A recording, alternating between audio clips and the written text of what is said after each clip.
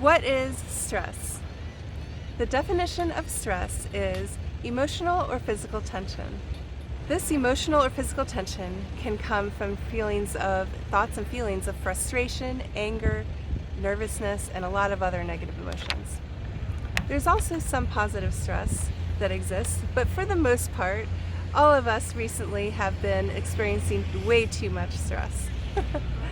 So I'm going to give you 4 steps of how to deal with stress.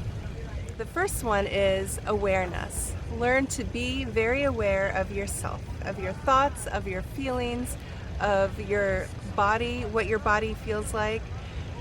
A good way to do this is to scan from your head to your toe. What am I really feeling? Do I have tension anywhere? Is there tension in my throat, in my stomach, in my lower body, in my upper body?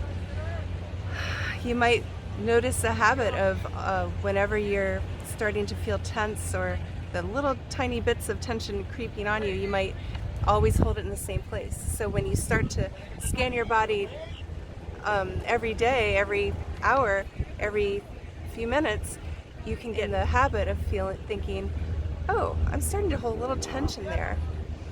That might be because I'm starting to feel stress about something. What might I be stressed about? So being aware and being present in the moment is the number one step to dealing with stress. So being aware. The next thing flows kind of naturally out of that, and that is ask yourself, what do I need right now? So you might be here feeling a little bit of tension, and then all of a sudden you think, okay, what do I need? What would really help me not feel the stress right now? It might be I'm really hungry, or I need some water. I'm exhausted. It might be what that person is saying is kind of bothering me. It could be the tone of voice of that person across the room that I don't even know is triggering me or irritating me.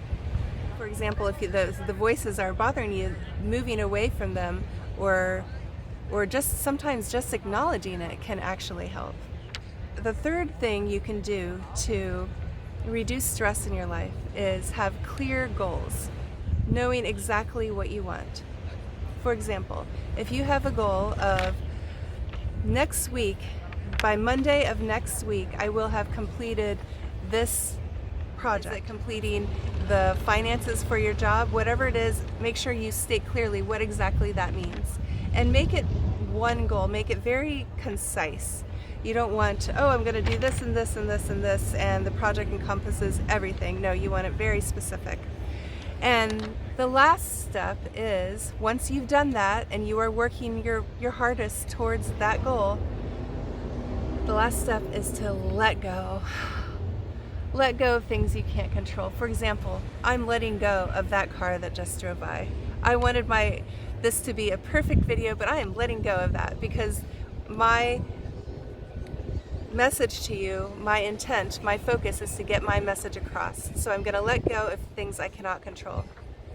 Let go of any excess. Let go of shoulds. Let go of everything having to be perfect.